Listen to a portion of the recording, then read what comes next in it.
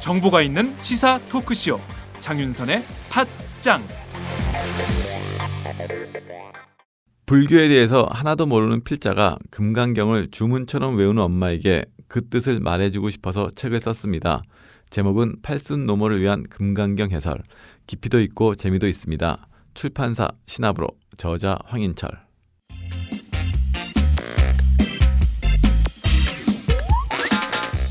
매일 정오 여러분의 점심시간 맛있게 씹어드실 뉴스를 보내드리는 장윤선의 팟짱. 매일나 신선한 뉴스를 맛보고 싶으시다고요? 보수 언론이 대충 훑고 지나간 뉴스 그 이면의 진실을 알고 싶으시다고요? 그렇다면 여러분의 곁에 장윤선의 팟짱이 있습니다.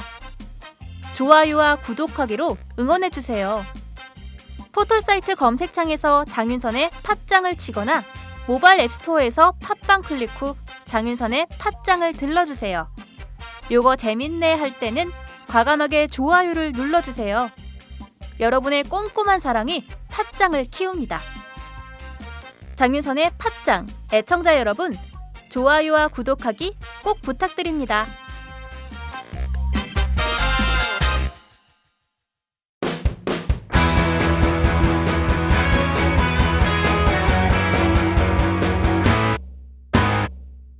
색깔 있는 인터뷰. 색깔 있는 인터뷰 시작하겠습니다. 정윤회 씨의 국정 개입 의혹을 담은 청와대 문건 파문. 지난 한 달 내내 우리나라를 뒤흔들었던 사건입니다. 검찰이 어제 이 사건의 중간 조사 결과를 발표를 했는데요. 결국 이 사건은 조응천 전 청와대 공직기강 비서관의 지시로 박관천 전 경정이 풍문과 전언을 짜깁기해서 만든 허위 문건이다. 그리고 이 두 사람은 박지만 회장을 이용해서 자신들의 입지를 넓히기 위한 것이었다. 이런 결론을 내렸습니다. 이 같은 검찰의 수사 결론에 수긍할 국민은 얼마나 될까요? 야당은 벌써부터 검찰 수사를 신뢰할 수 없다면서 특검을 요구하고 있는 상황입니다. 오늘은 새정치민주연합 비선실세 국정농단 진상조사단 단장을 맡고 계신 박범계 의원님을 통해서 수사 결과에 대한 입장 그리고 향후 대응 방향에 대해서 여쭙겠습니다. 의원님 나와 계신가요? 네, 안녕하세요. 네, 새해 복 많이 받으세요. 네, 감사합니다. 우리 장윤선 기자님도요. 네. 자, 이번 수사 결과에 대해서 이것은 십상시 수사가 아니라 박지만, 조응천, 박관천 수사였다. 이런 입장을 밝히셨습니다. 왜 이런 관점으로 보셨습니까? 글쎄요, 지금 최초의 수사기가 된 것이 이제 소위 그 청와대 문고리 권력 3인방과 몇몇 행정관들 그리고 정윤회 씨 등이 명예훼손으로 세계일보 등을 이제 고소하면서 수사가 시작이 됐죠. 네. 그 수사는 그렇게 시작이 됐습니다만은 여기에 덧붙여서 여러 가지 세계일보 보도가 아닌 네. 정윤회 씨의 인터뷰 그리고 조응천 씨의 인터뷰, 네. 그리고 결정적으로 유진용 전 문체부 장관의 인터뷰 네. 등등이 실렸고요. 또 새정치민주연합이 이러한 기사들을 근거로 해서 정윤회 씨 등을 고발 및 수사 의뢰를 했습니다. 네. 그랬을 때 검찰의 수사가 그 소위 십상시로 일컬어지고 있는 이분들이 명예훼손으로 고소한 것에 네. 1단계 수사를 하는 듯한 그런 외관을 띠고 있고 마치 네. 유진용 전 장관 등의 또 새정치민주연합이 고발한 건 등은 별도의 추가 수사 대목으로 이렇게 분리하는 것 자체가 네. 저는 매우 형식적이고 네. 어떤 기계적인 수사 패턴이다. 그러다 보니까 전자 정윤회 씨 등이 고소인이 되고 네. 거꾸로 세계일보 등의 보도를 한 세계일보 측이 피고소인이 되는 네. 그런 상황의 수사에 연연하다 보니까 편면적인 일방적인 수사가 돼버렸다 이렇게 말씀을 좀 드릴 수 있겠습니다. 네. 자, 이 사건의 주요 피의자라고 할 수 있는 조응천 전 비서관 불구속 기소가 됐는데요. 박관천 전 경정에 대해서도 그렇고 조 전 비서관도 그렇고 모두 대통령 기록물 관리에 관한 법률 위반 그리고 공무상 네네. 비밀 누설죄가 적용이 됐습니다. 그런데 한 사람은 네네. 구속이 됐고 한 사람은 불구속 상태에서 이제 재판을 받게 네네. 됐는데요. 자, 이 사람들 특히 조응천 전 비서관에 대해서 무죄를 예상을 하셨습니다. 왜 이런 예상을 하신 건가요? 법률가의 시각으로 말씀을 좀 해주세요. 예. 조응천 비서관은 그 17건의 문건을 유출했다는 혐의를 받고 있고 네. 공무상 비밀 누설의 혐의를 받고 있는데요. 네. 조응천 비서관은 이 중에 몇몇 문건만 자기가 감시 동향 체크하는 대상자인 박지만 지휘회장에게 네. 이지 회장이죠. 이지 네네. 회장에게 그러한 어떤 동향 체크의 일환으로서 문건을 전달했고 또 문건 전달하는 데 있어서 김기춘 비서실장, 홍경심 민정수석에게 양해 내지는 동의를 얻었다는 취지의 주장을 하고 있거든요. 네. 반대로 김기춘 실장 등은 그러한 동의나 양해를 한 적이 없다라고 주장을 하고 있고요. 네. 그런 팽팽한 그 주장의 그 차이가 있는 건데 검찰은 김기춘 비서실장의 말을 믿어준 겁니다. 그러나 법원에 가서는 이것이 어떻게 될지 모르고 네. 중요한 것은 영장 전담 판사인 서울중앙지법의 엄상필 부장판사가 네. 수사의 구속의 필요성과 상당성이 없다라고 재청구 자체를 사실상 할 필요가 없게끔 네. 해서 하는 것 자체가 무리라고 보여질 만큼 단언적으로 영장을 기각했다는 얘기죠. 그랬을 때에 진실 공방으로 가면 네. 저는 오히려 여러 가지 정황상 네. 조응천 비서관의 진술의 무게가 좀 실릴 가능성이 높다. 또 하나는 네.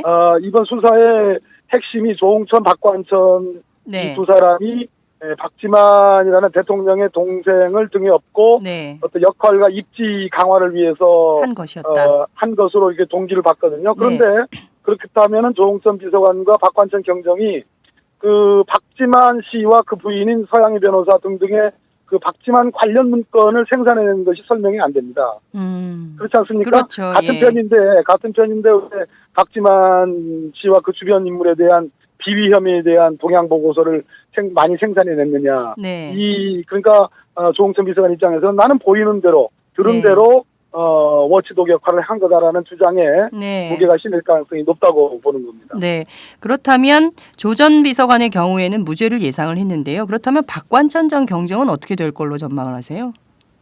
일단은 이것이 대통령 기록물을 형식적으로 본다고 하면 네. 박관천 경장이 그것을 외부로 자신이 근무하게 될지도 모를 서울경찰청 정보 1분실 사무실로 가져온 것 자체는 형식적으로는 법에 위반되는 것입니다. 네. 그런데 그것을 가져온 것에 상당한 타당성이 있느냐라는 그런 문제는 조금 더 들여다봐야 되는 문제이기 때문에 네. 일단은 형식적으로는 박관천 경장은 법에 위반되는 건 맞는 것 같습니다. 네. 유죄 판결을 받을 수 있지만 그 죄가 어떻게 될지는 중죄일지 어쩔지는 잘 모르겠는 상황인 건데요. 자, 그러면 이 두 사람이 이번 사건의 핵심 인물이에요. 조응천, 박관천. 검찰 수사 결과를 네네. 보면요. 네네. 자, 네. 그런데 이 두 사람은 세계일보 문건 유출에 직접 관여는 하지 않았습니다. 그러면 어떻게 되는 겁니까, 이게? 그러니까 동문서답의 수사 결과라는 말씀이란 거죠. 네. 국민적 의혹과 모든 언론이 지난 한 달 동안 이 국정농단 사건을 취급을 하지 않았습니까? 네, 그렇습니다. 보도했습니다. 그 보도의 알파의 오메가는 네. 세계일보의 11월 28일자 보도에서 시작이 되는 겁니다. 그렇습니다. 그러니까 이 문건들이 17건이 박지만 이지 회장에게 넘겨졌다 하더라도 네. 언론에 보도되지 않았으면 국민들은 이 사정을 몰랐을 거고요. 이것이 평지풍파를 일으키지 않았을 겁니다. 네. 문제는 세계일보에 유출돼서 보도됐다는 것이 핵심이거든요. 그렇습니다. 그런데 정작 조응천, 박관천은 세계일보 유출 보도에는 관여되어 있지 않다는 거죠. 그래서 그렇습니다. 국민들의 관심이 아닌 네. 지휘회장에게 이 문건을 유출한 것을 지금 의유를 했는데 네. 그것은 국민들의 관심이 아닙니다. 저는 조응천 전 비서관이 네. 이 문건들을 박지만 회장에게 유출했다면 그것은 일정 부분은 적어도 박지만 씨에게 당신에게 주위에 이런 일들이 벌어지고 있으니까 여러 가지 몸가짐을 바르게 하라라는 그런 경고 차원일 수도 있고 또 하나는 네. 사실상 1월 6일에 정윤회 문건이 만들어졌는데 이것이 대통령 비서실장에게 보고가 됐습니다마는 대통령에게 보고된 흔적은 없습니다. 네. 그러면 마지막으로 조홍천 비서관이 그래도 박지만 이지 회장이 네. 대통령의 동생이니까 네. 박지만 회장을 통해서 대통령에게 전달될 수도 있을 가능성을 보고 전달했을 가능성도 있다는 거죠. 네네. 네, 그래서 이런 측면들이 전체적으로 검찰은 조홍천 박관천이 그냥 무조건적인 박지만 회장을 등에 업고 권력 다툼을 하는 것으로만 편면적으로 보다 보니까 네. 사건의 실체에 접근하는데 한계가 있었지 않았느냐 이렇게 보는 겁니다. 네. 자, 조 전 비서관과 박 전 경정 이 두 사람의 합작품인 것으로 결론을 내렸는데요. 오늘 세계일보 보도를 보면 그렇습니다.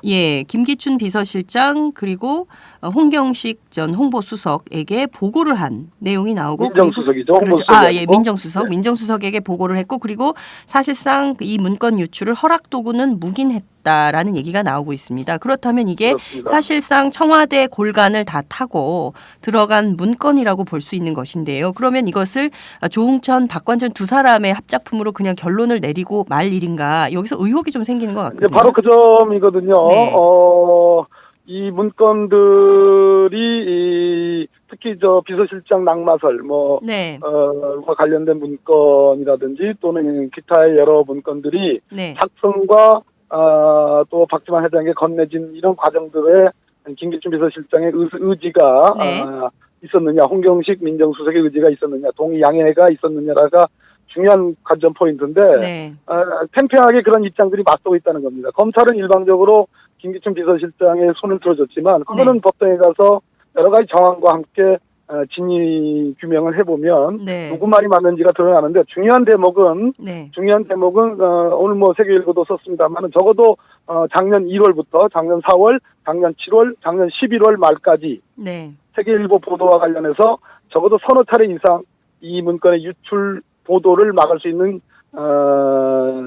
기회가 있었다. 근데 그런 것들이 묵인되고 방기돼서 결국에는 세계일보 11월 28일자와 추가 보도로 이어졌다. 이 지점. 네. 적어도 대통령 비서실장인 김기춘 비서실장은 이 지점에 대해서 왜 이것이 묵인되고 방기됐는지 또 정호성 비서관은 왜 이것을 물증과 함께 전달을 받았는데 네. 왜 이것을 묵혔는지에 대한 이것과 함께 놓고 보면 네. 저는 오히려 조홍천 비서관의 진술에 신빙성의 무게가 더 높아질 가능성도 있다라는 점을 네. 지적합니다. 오늘 세계일보 보도에 따르면 그 박경정이 박 회장에게 건네준 제가 한 3분만 더 하겠습니다. 네. 예, 네네. 17개의 문건 가운데 12개를 홍경식 민정수석과 김기춘 비서실장한테 사전 동의까지 구했다는 건데요. 그렇다면 이게 처벌 규모를 좀 늘려야 되는 것은 아닌가? 이 부분도 수사가 필요한 영역 그러니까 아닌가? 아까 말씀드렸듯이 조홍천 비서관의 그런 진술 주장과 네. 그것이 아니라고 하는 김기춘 비서실장의 주장 진술이 맞붙어 있는 문제인데요. 네. 지금 가정적으로 제가 가정적으로밖에 말씀을 못 드리겠는데 만약 동의 지시 양해를 받았다면 네. 이 문제는 대통령 법리 문제긴 합니다만 대통령 비서실장의 동의를 받고 박지만 회장이 건네줬다라면은 처벌을 할 수 없는 문제가 아닌가 하는 생각도 드는데 모르겠습니다. 그걸 대통령 기록물 관리법 위반으로 보면 그거는 오히려 거꾸로 지시 동의를 해준 김기춘 비서실장까지도 처벌 대상이 될 수도 있겠습니다. 네. 그 점은 조금 범적인 미묘한 문제가 있어가지고 네. 그러니까 그 양해 내지는 승낙을 했다라는 그 동기가 네. 일종의 감찰 대상자였던 친인척 감찰 대상자였던 박지만 회장에 대한 감찰의 일환으로서 네. 했다라면은 문제가 없을 수도 있다고 보여집니다. 네, 감찰의 일환이었으면 문제가 없지만 그렇지 않다면 김기춘 비서실장도 처벌 대상에 포함될 수 있다. 이런 말씀으로 요약하면 비서관의 되겠죠. 말이 맞다면. 맞다면. 신빙성이 있다면요. 네, 알겠습니다. 자, 제가 네, 그 문체부 국과장에 대한 그 인사 개입 문제 그리고 민정수석실의 회유설 등에 대해서는 전혀 수사가 이루어지지 않았습니다. 이 부분 9일 그 국회 운영위원회가 열리는데요. 운영위원회로 이제 긴급 투입이 되셨는데 이 부분에 대해서는 좀 그 운영위원회 회의를 통해서 좀 일부 밝혀질 수도 있을까요? 뭐 저희들은 저 유진용 전 장관이 인터뷰한 내용 이상의 것을 알고 있지는 못합니다. 네. 다만 그 내용들을 잘게 쓸어가지고 구체적인 내용들을 확인해 들어가는 작업을 하면 네. 김기춘 비서실장은 분명히 대답을 해야 될 거고요. 네. 뭐 그런 점에서 매우 주목을 해봐야 될 대목이고요. 네. 저는 오히려 강조드리고 싶은 말씀이 적어도 서너 차례 이상의 유출 문제를 막을 수 있고 네. 그런 기회가 있었는데 그것이 왜 묵인 방기됐느냐라는 네. 것에 초점을 맞추고요. 만약 그것이 그 실체가 밝혀지면 그것이 역으로 국정농단의 실체와도 연결될 수 있을 가능성이 있다라는 걸 말씀을 드립니다. 묵인된 사정이 있을 것이다. 그 정도 하죠. 예. 네. 아니 요거 한 가지만 여쭙겠습니다. 네네네. 예, 이를테면 김기춘 비서실장을 비롯한 청와대가 이 문제에 대해서 묵인한 사정이 있을 것이다라는 워딩을 어느 인터뷰에서 하신 걸 제가 들었는데요. 어떤 점 때문에 묵인된 사정이 있다라고 그걸 물어봐야 보시는? 됩니다. 저 박관천 경쟁이 작성했던 유출 경위서를 조작이라고 검찰은 판단하고 있는데 네. 그런 내용 중에 조작을 할 수가 없는 부분도 있습니다. 네. 그랬을 때 5월 8일 날 추가 문건이 세계일보에 전달됐다라고 검찰은 수사 결과에 밝혔는데 그렇습니다. 그 5월 8일 날 전달된 문건에 과연 정윤의 문건도 그때 전달됐다는 얘기인지 저는 그렇지 않다라고 알고 있는데 네. 그 지점도 확인을 해봐야 될 사항입니다. 네, 네. 알겠습니다. 오늘 시간이 없어서 길게 못해서 그렇습니다. 아쉬운데요. 조만간 네네, 다시 다음에 한번 또 또 기회를 갖도록 하겠습니다. 그렇게 하겠습니다. 오늘 말씀 감사합니다. 네, 감사합니다. 네, 지금까지 네. 박범계 의원님과 함께했습니다. 안녕하세요. 장윤선의 팟짱 애청자 여러분. 저는 김병기입니다. 전에는 편집국장이었는데요. 지금은 10만인 클럽 회원이자 본부장 맡고 있습니다. 그런데 10만인 클럽이 뭐지? 이렇게 궁금해하시는 분들 많으실 겁니다. 오마이뉴스에 자발적으로 구독료를 내는 시민들의 모임입니다. 지금 매월 후원해주시는 분이 몇 명이죠? 8,000명이요. 아, 그럼 앞으로 몇 명을 모아야 합니까? 10만 명이요. 아, 참, 갈 길이 멉니다. 그런데 조중동 구독자는 많게는 100만. 이래서 진보 언론 살아남을 수 있을까요? 아, 10만인 클럽 후원으로 만들어지는 팟짱 응원하고 싶으시다고요? 지금 전화주세요. 02-733-5505로 전화하셔서 내 손번호 274를 꾹 누르세요. 오마이뉴스 기사의 모든 기사 하단에 동그란 주황색 배너를 누르셔도 됩니다. 여러분들의 참여로 팟짱이 웃음소리 더 커질 수 있습니다. 감사합니다.